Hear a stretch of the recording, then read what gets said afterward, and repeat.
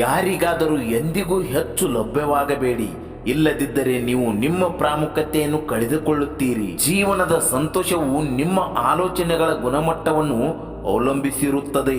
ನಾವು ಯಾರನ್ನಾದರೂ ಬಹಳಷ್ಟು ಗೌರವಿಸಿದಾಗ ಅವರೇ ನಮ್ಮನ್ನು ನಿರ್ಲಕ್ಷಿಸುತ್ತಾರೆ ಎನ್ನುವುದು ದೊಡ್ಡ ನೋವು. ಎಲ್ಲವನ್ನು ಒಳ್ಳೆಯ ಹೃದಯದಿಂದ ಮಾಡಿ, ಪ್ರತಿಯಾಗಿ ಏನನ್ನು ನಿರೀಕ್ಷಿಸಬೇಡಿ. ನೀವು ಎಂದಿಗೂ ನಿರಾಶರಾಗುವುದಿಲ್ಲ. ಅತಿಯಾಗಿ ನಂಬಬೇಡಿ, ಅತಿಯಾಗಿ ಪ್ರೀತಿಸಬೇಡಿ, ಅತಿಯಾಗಿ ಆಶಿಸಬೇಡಿ, ಯಾಕಂದ್ರೆ ಅದು ಕೂಡ ನಿಮ್ಮನ್ನು ತುಂಬಾ ನೋಯಿಸುತ್ತದೆ. ಕೆಲವೊಮ್ಮೆ ನೀವು ಮೌನವಾಗಿರಬೇಕಾಗುತ್ತದೆ, ಯಾಕಂದ್ರೆ ನಿಮ್ಮ ಮನಸ್ಸು ಮತ್ತು ನಿಮ್ಮ ಹೃದಯದಲ್ಲಿ ಏನೋ ನಡೆಯುತ್ತಿದೆ ಎಂಬುದನ್ನು ಯಾವುದೇ ಪದಗಳು ವಿವರಿಸುವುದಿಲ್ಲ. ಪ್ರತಿ ಸಣ್ಣ ನಗುವು ಯಾರೊಬ್ಬರ ಹೃದಯವನ್ನು ಸ್ಪರ್ಶಿಸಬಹುದು, ಯಾರ ಸಂತೋಷವಾಗಿ ಹುಟ್ಟುವುದಿಲ್ಲ.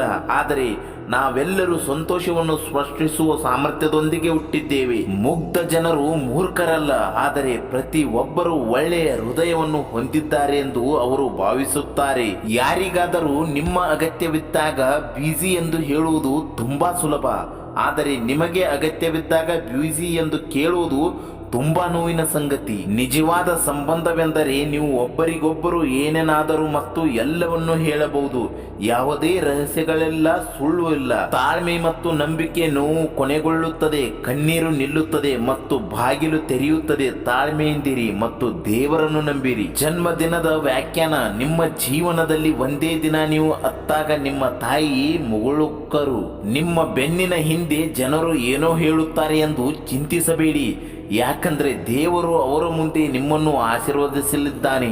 ಗೌರವವು ಕನ್ನಡಿಯಂತಿದೆ, ನೀವು ಅದನ್ನು ಇತರರಿಗೆ ಎಷ್ಟು ತೋರಿಸುತ್ತಾರೋ ಅಷ್ಟು ಅವರು ಅದನ್ನೇ ನಿಮಗೆ ಪ್ರತಿಬಿಂಬಿಸುತ್ತಾರೆ. ನೀವು ಇಲ್ಲದಿರುವಾಗ ನಿಮ್ಮ ಹೆಸರನ್ನು ಸಮರ್ಥಿಸಿಕೊಳ್ಳುವ ಜನರು ನೀವು ಎಂದಾದರೂ ಹೊಂದಬಹುದಾದ ನಿಷ್ಠಾವಂತ ಸ್ನೇಹಿತರು. ಜೀವನವು ತುಂಬಾ ಸಂಕೀರ್ಣವಾಗಿದೆ, ಅದಕ್ಕೆ ಉತ್ತರವನ್ನು ಹುಡುಕುವ ಪ್ರಯತ್ನವನ್ನು ಮಾಡಬೇಡಿ, ಯಾಕಂದ್ರೆ ನೀವು ಉತ್ತರವನ್ನು ಕಂಡುಕೊಂಡಾಗ ಜೀವನ ಪ್ರಶ್ನೆಯನ್ನು ಬದಲಾಯಿಸಿಬಿಡುತ್ತೆ. ದೇವರು ನಿಮ್ಮ ಜೀವನದಿಂದ ಕೆಲವು ಜನರನ್ನು ತೆಗೆದುಹಾಕುತ್ತಾನೆ, ಯಾಕಂದ್ರೆ ನೀವು ಕೇಳಿರದ ಸಂಭಾಷಣೆ ಅವನು ಕೇಳಿರುತ್ತಾನೆ. ಇತರರಿಂದ ಜೀವನದ ವ್ಯಾಖ್ಯಾನವನ್ನು ಎಂದಿಗೂ ಸ್ವೀಕರಿಸಬೇಡಿ, ಅದು ನಿಮ್ಮ ಜೀವನವೇ, ಅದನ್ನು ನೀವೇ ವ್ಯಾಖ್ಯಾನಿಸಿ. ಮನುಷ್ಯನಿಗೆ ಅವನ ಕಷ್ಟಗಳು ಬೇಕಾಗುತ್ತದೆ, ಯಾಕಂದ್ರೆ ಅವು ಯಶಸ್ಸನ್ನು ಆನಂದಿಸಲು ಅವಶ್ಯಕ. ಚಟುವಟಿಕೆಯಿಂದಿರಿ, ಜವಾಬ್ದಾರಿಯನ್ನು ತೆಗೆದುಕೊಳ್ಳಿ. ನೀವು ನಂಬುವ ವಿಷಯಗಳಿಗಾಗಿ ಕೆಲಸ ಮಾಡಿ. ನೀವು ಮಾಡದಿದ್ದರೆ ನಿಮ್ಮ ಭವಿಷ್ಯವನ್ನು ಇತರರಿಗೆ ಒಪ್ಪಿಸುತ್ತೀರಿ. 4 ವಿಷಯಗಳನ್ನು ಅನುಸರಿಸಿ. ಉತ್ತಮ ಗುರಿಯನ್ನು ಸಂಪಾದಿಸುವುದು, ಜ್ಞಾನವನ್ನು ಹೊಂದುವುದು, ಕಠಿಣ ಪರಿಶ್ರಮ ಮತ್ತು ಪರಿಶ್ರಮ, ಆಗ ಏನನ್ನಾದರೂ ಸಾಧಿಸಬಹುದು. ನೀವು ಗುರಿಯನ್ನು ಹೊಂದಿರಬೇಕು, ಆದರೆ ಅದನ್ನು ಅಸಾಧ್ಯವಾದಷ್ಟು ಬೇಗನೆ ಸಾಧಿಸಲು ನೀವು ತಂತ್ರಗಳನ್ನು ಹೊಂದಿರಬೇಕು. ಪುರುಷನು ಮಹಿಳೆಯನ್ನು ನಿಜವಾಗಿ ಪ್ರೀತಿಸಿದಾಗ ಅವಳು ಅವನ ದೌರ್ಬಲ್ಯವಾಗುತ್ತಾಳೆ. ಒಬ್ಬ ಮಹಿಳೆ ನಿಜವಾಗಿ ಪುರುಷನನ್ನು ಪ್ರೀತಿಸಿದಾಗ ಅವನು ಅವಳ ಶಕ್ತಿಯಾಗುತ್ತಾನೆ.